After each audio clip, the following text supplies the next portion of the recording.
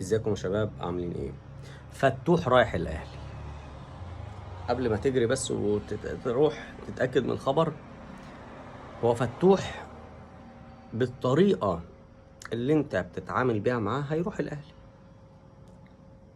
انت عمال تهاجمه وتعمل وتعمل وتعمل ويمشي من النادي بالطريقه دي. لا، يمشي من النادي ويمشي ويغور وي وي وي هيروح فين؟ هو حضرتك مفكر لما فتوح يسيب الزمالك هيلعب في بلدية المحلة؟ فتوح لو ساب الزمالك هيلعب في كهرباء الإسماعيلية؟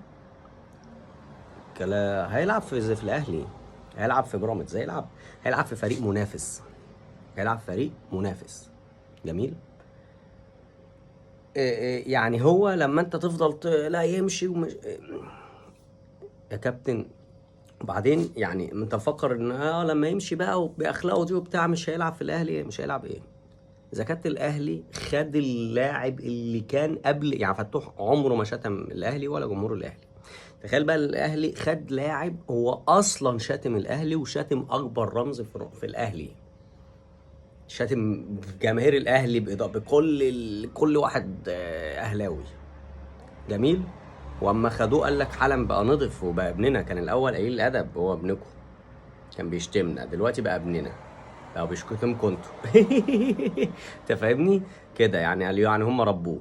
انت فاهمني؟ لما كان لسه في الزمالك كان مش متربي بيشتم الناس الغرب، بقى في الاهلي متربي بيشتم برضه الناس الغرب. المهم، فيعني ما فكره ما فيش بقى اساسا المبادئ والكلام ده بيجيبوا لعيبه اصلا سبالهم قبل كده. جميل.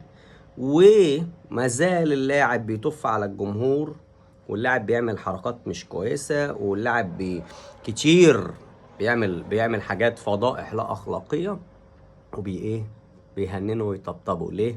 عشان الملعب اهم، عشان البطوله اهم، عشان الذهب اغلى من الفضه، والفضه اغلى من البرونز، الميداليه الذهب اغلى من الميداليه الفضه. انا عايز لاعب يكسبني. شغل زمان بقى، فاكر ايه ابراهيم سعيد؟ ولا لا لا لا مشيه. ده لما كان في لعيبه كتير عادي يمشي عادي، انا عندي كتير زيه احسن. جميل.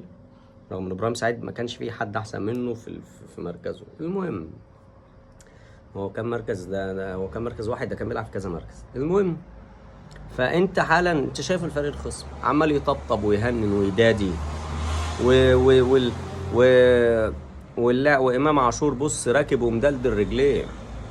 مفيش بص اكبر راس في الاهلي ما يعرفش يقول له تلت التلاته كام، واخد اللي انا عايزه واعمل اللي انا عايزه، وتقولوا عليا في الاعلام انا احسن واحد، وتقولوا عليا مش عارف ايه. دلوقتي الفكره فين بقى؟ فكره زيزو اما راح، عارف انت مراتك الجديده انت جايب يعني ايه؟ انا النجم ليه؟ عشان انا الكياد، انا اللي لسه جاي من الاهلي من الزمالك رايح الاهلي، فانا الكياد، انا اللي عمل اعلام ايه بيغيظ الخصم بيا. دلوقتي الاعلام ايه؟ بقى في حد، بقى في زوجة تانية، في انت فاهم، مراتك الجديدة. فالقديمة متضايقة، امام عاشور متضايق مش طايق. انا اللي كنت على الحجر، الاعلام ماسكني انا دايما اللي على اللسان، انا دايما اللي كذا، انا دايما اللي كذا، انا الواد المتهنن. دلوقتي بقى في غيري، انت فاهم؟ المهم، يعني انت شايف الخصم بيعمل ايه؟ ما تروحش يعني ايه؟ انا مش بقول لك تتخلى عن المبادئ، يعني ما بقولكش برضه يشتمك بس الواد ما شتمكش. يعني فتوح ما ارتكبش اللا اخلاقيات اللي انت فاهمها. اي دي شباب وعيال صغيره، مش ائمه مساجد. ده عادي بيسهروا وبتاع ومش عارف ايه، وبيروحوا الساحل وبيتفسحوا وعايشين حياتهم. مفيش واحد مش مليونير يا عم، لازم تفهم دي. هو فتوح عمل ايه؟ راح سهر في البتاع؟ امال ده امام معاه. امام عاشور كان معاه، وامام في الكاميرا ومتصور وفرحان بقى ايه، يلا شوفوني اهو.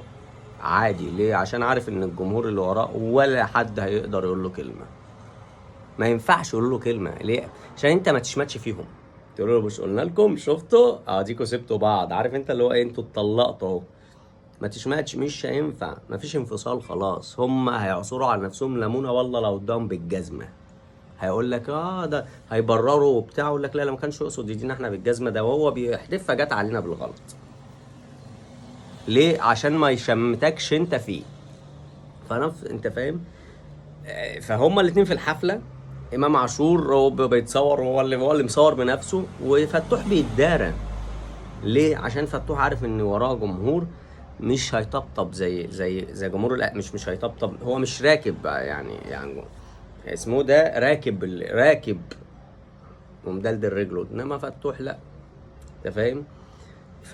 فلازم برضو ما نتكاش على فتوح حتى، يعني انت فاهمني. انا مش شايف ان هو غلط الغلط الفج يعني، لكن ما نتكاش عليه. هو اصلا اللي برضو اللي بقى يعني الواد ده ضاع مسيرته، اسمه ايه ده، مرتضى منصور، لما قال ان هو بيشرب مش عارف ايه وبيتعاطى مخدرات المهم اللاعب ده يا جماعه اسمع مني، هتقرص عليه هتلاقيه في الاهلي. هتقرص عليه هتلاقيه في الاهلي. انت فرحان ببنتايج وفكر ان بنتايج خلاص انا عندي بنتايج يلا ارمي فتوح. والله بنتايج ده ما نص فتوح. فتوح احرف من بنتايج يا كابتن. فتوح احرف بكتير كمان. فتوح احرف.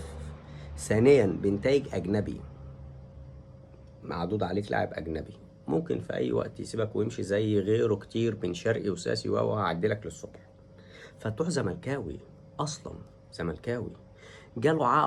جاله عرض من الاهلي من بعد كاس افريقيا 2019 باين ولا 2021، كان حاجه زي كده يعني، حاجه من دول. واخد بالك؟ اللي هو اصلا كل سنه كل كاس افريقيا كان بياخد احسن باك شمال. المهم جاله عرض من الاهلي والواد رفض. هو زملكاوي، هو مش هيروح اهلي، هو زملكاوي. جميل. ما تنساش زملكاوي، فافضل اديله بقى كده كده هو زملكاوي. لا يا بابا، امام عاشور كان زملكاوي. امام عاشور كان زملكاوي وعيط قدام الكاميرا، وانا لو رجعت مصر هرجع على الزمالك ومش عارف ايه. بس ده خامه وده خامه. عايز اقول لحضرتك امام عاشور طلع في حلقه مع رامز جلال، قال له نفسك مين من الزمالك يجي الاهلي؟ قال له فتوح من غير تفكير. لان فتوح احسن لاعب، والله الكلام ده انا قايله من فتره، من ايام ما كان فيها بن شرقي وزيزو. قلت لك فتوح لو انت بتنقي كده لعيبه التوب، لو بتطلع مش بتطلع من كل لعيبه الزمالك لاعب واحد بس، اقول لك فتوح. اللاعب ده انت مش فاهم قدراته واصله لفين. جميل. الفيديو اللي بعديه هكلمك على قدرات فتوح واصله لفين. انت والله عشان بس ايه الحماس ما ياخدكش وتفضل تدق على دماغ الواد لحد ما يطفش. هيروح فين؟ هتفكر يطفش هيروح فين؟ واحد زي فتوح هيلعب فين؟ هيلعب في السكه الحديد؟ هيلعب في نادي ايه؟ هيلعب في الاهلي يا بابا، مفيهاش كلام. ده هو الاهلي نفسه، مش بعيد الاهلي هو اللي بيعمل ده كله عشان يعرف ياخده منك. ده نفسه